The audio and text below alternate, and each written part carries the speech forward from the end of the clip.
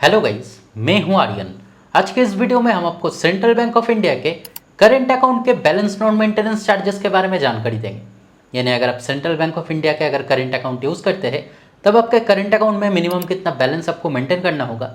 साथ में ये भी बताएंगे कि अगर आप बैलेंस अगर मेंटेन नहीं कर पाए तब कितना चार्जेस लगेगा, कितना दिन अंतर चार्जेस लगेगा, और साथ में ये भी बताएंगे कि किस तरह से चार्जेस कैलकुलेशन किया जाता है। तो ये सभी बातें आपको डिटेल्स में बताएंगे।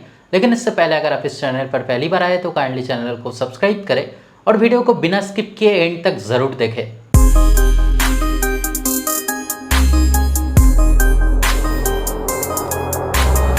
तो पहले ही आपको जानकारी रखना है कि सेंट्रल बैंक ऑफ इंडिया में different types of current account मौजूद है, यानी बहुत तरह का अलग अलग करेंट अकाउंट मौजूद है।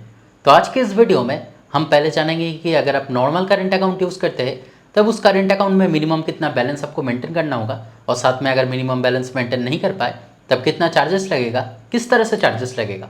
और वीडियो के अंत में ये भी जानेंगे कि अगर आप नॉर्मल अकाउंट को छोड़कर अगर बाकी किसी तरह का अकाउंट यूज़ करते हैं तब उस अकाउंट में मिनिमम कितना बैलेंस आपको मेंटेन करना होगा, और अगर बैलेंस मेंटेन नहीं कर पाए तब कितना चार्जेस लगेगा। तो सभी बातें आपको डिटेल्स में बताएंगे। तो पहले ही आपको यहाँ पे ध्यान रखना है कि सेंट्रल बैंक ऑफ इंडिया में क्वार्टरली एवरेज बैलेंस आपको मेंटेन करना होगा, यानी 3 महीने का एवरेज बैलेंस आपको मेंटेन करना होगा। और अगर आप 3 महीने में अगर एवरेज में बैलेंस मेंटेन नहीं कर पाए तब 3 महीने में एक बार चार्जेस लगेगा, यानी क्वार्टरली बेसिस पे चार्जेस लगेगा। तो पहले ही जान लेते हैं कि अगर आप सेंट्रल बैंक ऑफ इंडिया के अगर नॉर्मल करेंट अकाउंट यूज़ करते हैं तब कितना बैलेंस आपको मेंटेन करना होगा। तो अगर आप सेंट्रल बैंक ऑफ इंडिया के अगर नॉर्मल करेंट अकाउंट यूज़ करते हैं और अगर आपका बैंक ब्रांच अगर मेट्रो एरिया में है तब उस सिचुएशन में 7000 क्वार्टरली एवरेज बैलेंस आपको मेंटेन करना होगा। तो यहाँ पे एवरेज में हर दिन 7000 करके बैलेंस आपको मेंटेन करना होगा और क्वार्टरली बेसिस पे बैलेंस चेक किया जाएगा। तो आपको यहाँ पे जानकारी रखना है कि किसी दिन का अगर आपके अकाउंट का बैलेंस अगर कम रहता है, जैसे कि अगर 7000 से कम मेंटेन होता है तो उस सिचुएशन में ऐसा कोई फर्क नहीं पड़ेगा।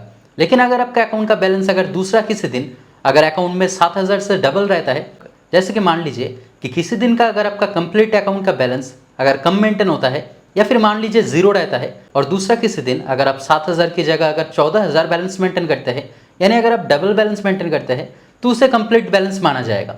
तो एवरेज में उससे फर्क नहीं पड़ता है कि अगर आपका किसी दिन का अकाउंट का बैलेंस अगर जीरो भी रहता है। अगर आप ओवरऑल एवरेज बैलेंस अगर कंप्लीटली मेंटेन करते हैं, यानी 7000 से ज़्यादा मेंटेन करते हैं, तब उस सिचुएशन में क्वार्टरली बेसिस पे यानी 3 महीने में चार्जेस नहीं लगेगा। अगर आपका बैंक ब्रांच अगर अर्बन एरिया में है तब 5000 क्वार्टरली एवरेज बैलेंस आपको मेंटेन करना होगा। अगर आपका बैंक ब्रांच अगर सेमी अर्बन या फिर रूरल एरिया में है और अगर आप नॉर्मल करंट अकाउंट यूज़ करते हैं तब 3000 क्वार्टरली एवरेज बैलेंस आपको मेंटेन करना होगा। तो चलिए आप जान लेते हैं कि अगर आप सेंट्रल बैंक ऑफ इंडिया का अगर नॉर्मल करंट अकाउंट यूज़ करते हैं और किसी क्वार्टर में यानी क्वार्टरली एवरेज बैलेंस अगर आप कंप्लीटली मेंटेन नहीं कर पाए तब कितना चार्जेस लगेगा और किस तरह से चार्जेस कैलकुलेशन किया जाएगा। तो जैसे कि आप यहाँ पे देख सकते हैं कि अगर आपका बैंक ब्रांच अर्बन या फिर अगर मेट्रो एरिया में है और अगर आप क्वार्टरली एवरेज बैलेंस अगर मेंटेन नहीं कर पाए तब एक क्वार्टर में यानी 3 महीने में मैक्सिमम चार्जेस लगेगा 600 रुपया का, और उसके साथ 18% जीएसटी लागू होगा, यानी आपका टोटल चार्जेस लगेगा 708 रुपया का।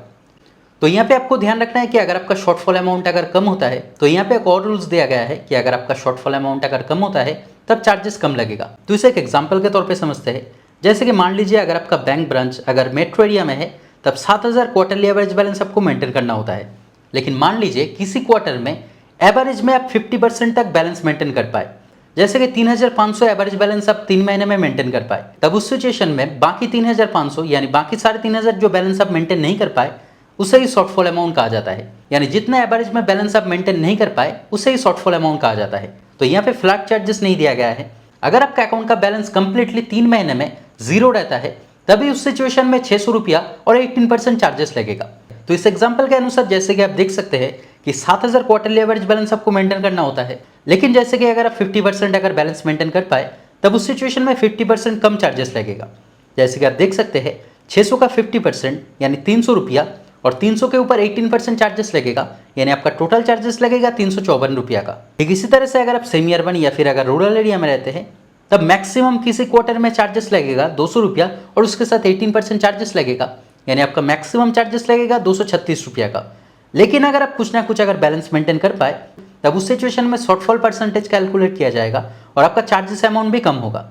तो चलिए आप जान लेते हैं कि अगर आप सेंट्रल बैंक के नॉर्मल करंट अकाउंट के अलावा अगर किसी अन्य तरह का करंट अकाउंट यूज़ करते हैं तब आपके करंट अकाउंट में मिनिमम कितना बैलेंस आपको मेंटेन करना होगा, और अगर आप बैलेंस अगर मेंटेन नहीं कर पाए तब कितना चार्जेस लगेगा। तो जैसे कि आप यहाँ पे देख सकते हैं कि नॉर्मल करंट अकाउंट के अलावा भी कई सारे करंट अकाउंट यहाँ पे मौजूद है, जैसे कि cent silver, cent gold current account, cent diamond current account, व्यवसाय current account, cent Samriddhi account. तो इन सब अकाउंट में जैसे कि आप देख सकते हैं कि आपका बैंक बैलेंस जिस भी एरिया में है उस हिसाब से आपको बैलेंस मेंटेन करना होगा। और अगर आप सेंट समर्थ अकाउंट अगर यूज करते हैं तब उस सिचुएशन में आपको बैलेंस मेंटेन करने की जरूरत नहीं है, यानी इस अकाउंट के लिए बैलेंस नॉन मेंटेनेंस चार्जेस नहीं लगेगा।